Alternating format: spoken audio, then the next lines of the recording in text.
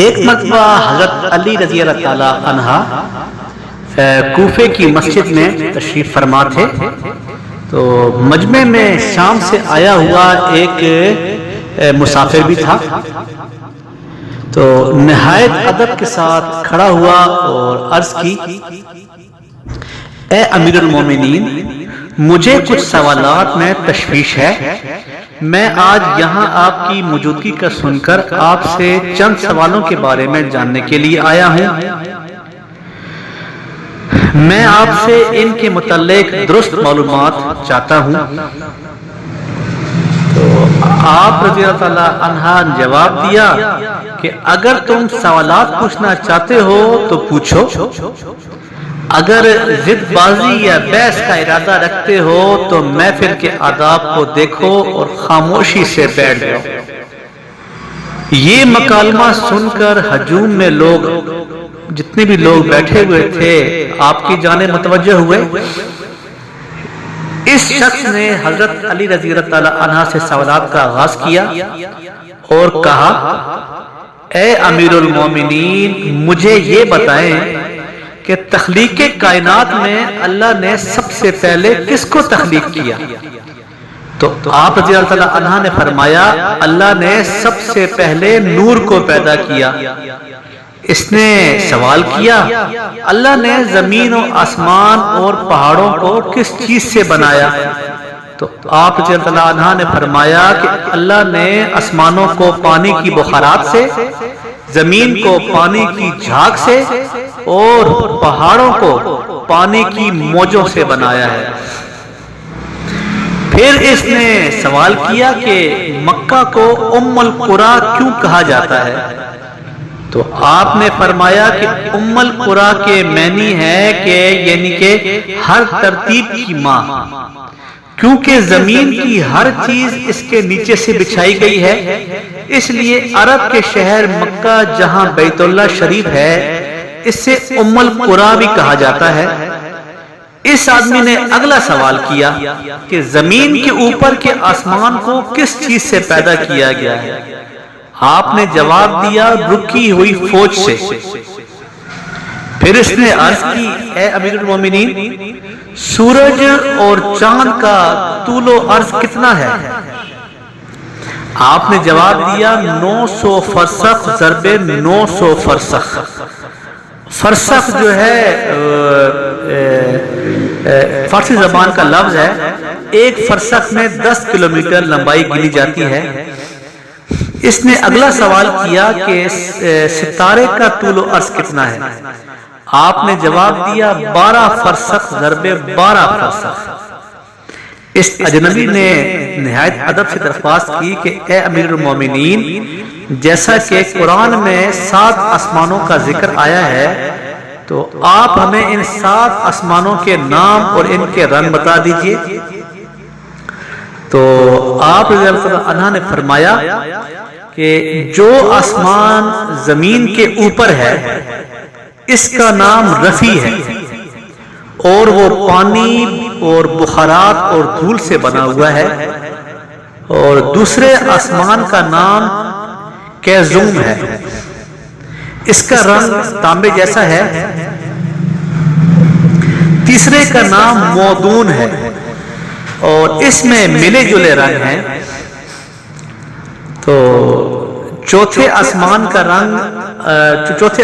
نام ارفالون ہے اور اس کی رنگت چاندنی جیسی، اور 5ویں آسمان کا نام ہیون ہے، اور اس کی رنگت سونے جیسی۔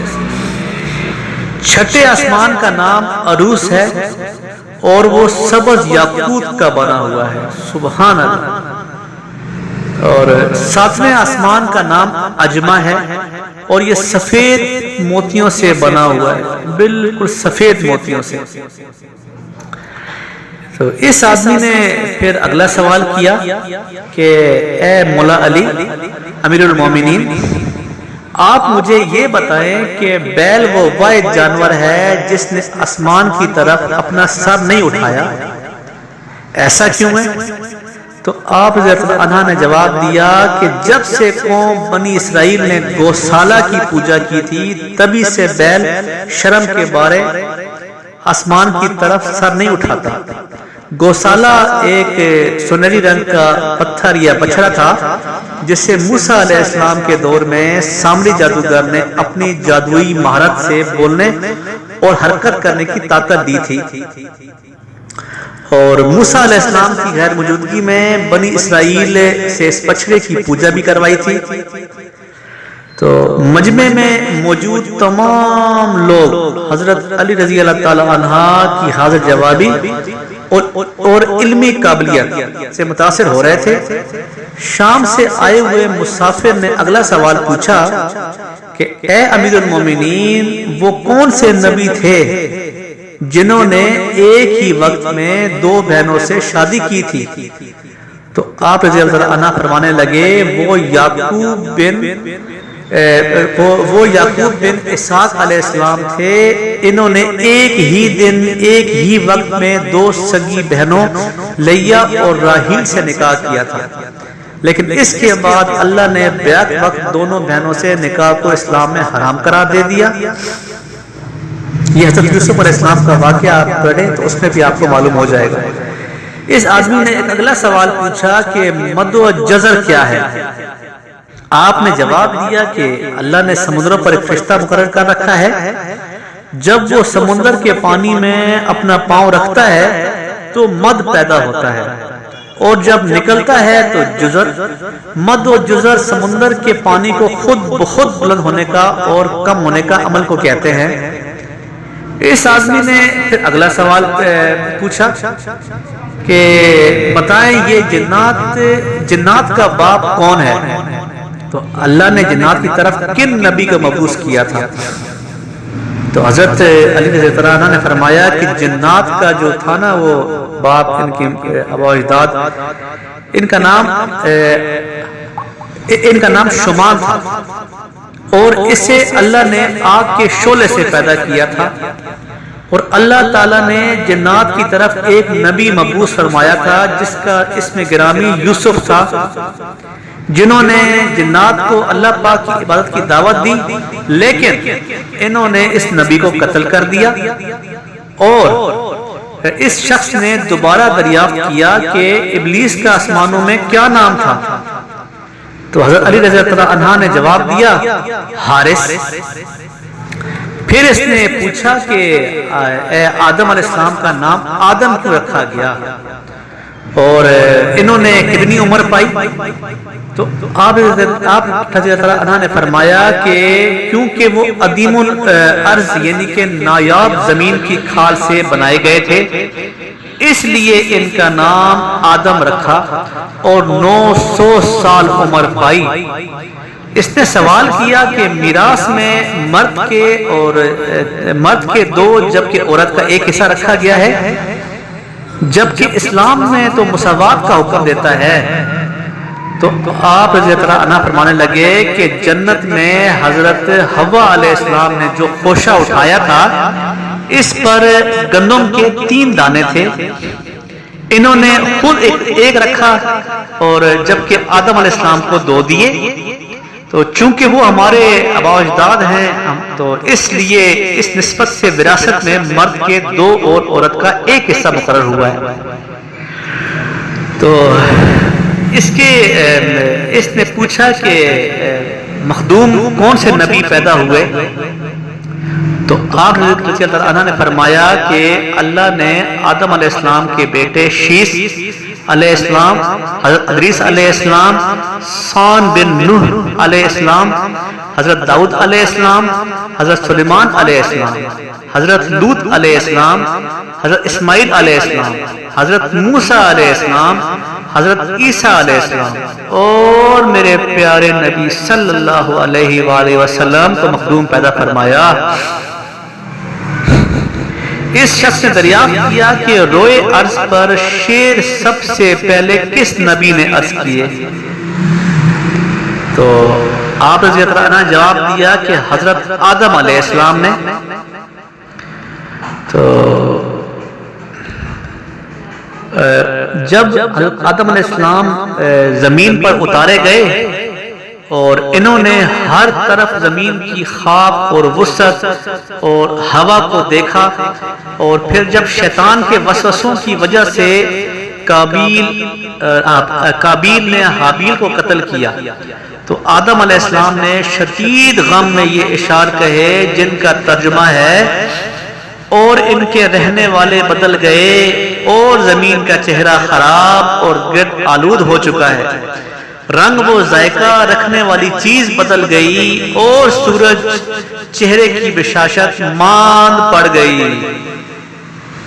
میں اپنے طور و حیات کو باعث غم سمجھتا ہوں، اور کیا زندگی کے خاتمے کی وجہ سے مجھے چین مل سکے گا؟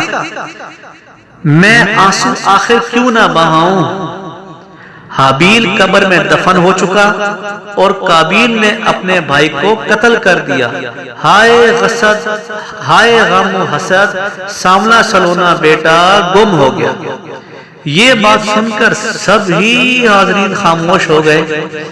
پھر وہ شام کا شخص بولا، اے امیر المومنین، حضرت آدم علیہ السلام جنت سے نکالے جانے کے غم میں کتنا عرصہ روئے؟ تو آپ نے فرمایا کہ 100 سال تک روتے رہے، 100 سال تک۔ تو پھر شامی شخص نے پھر سوال کیا کہ کفر کی ابتدا کس نے کی، اور پہلا کفر کس نے کیا؟ تو آپ رضی اللہ عنہ نے جواب دیا کہ کفر کی ابتدا ابلیس سے ہوئی، وہی کائنات کا پہلا کافر ہے۔ اور پھر اس شخص نے آخری سوال کیا کہ حضرت نوح علیہ السلام کا اصل نام کیا تھا، اور ان کی کشتی کا طول و عرض کتنا ہے؟ تو آپ رضی اللہ عنہ نے جواب دیا کہ نوح علیہ السلام کا اصل نام سکن تھا۔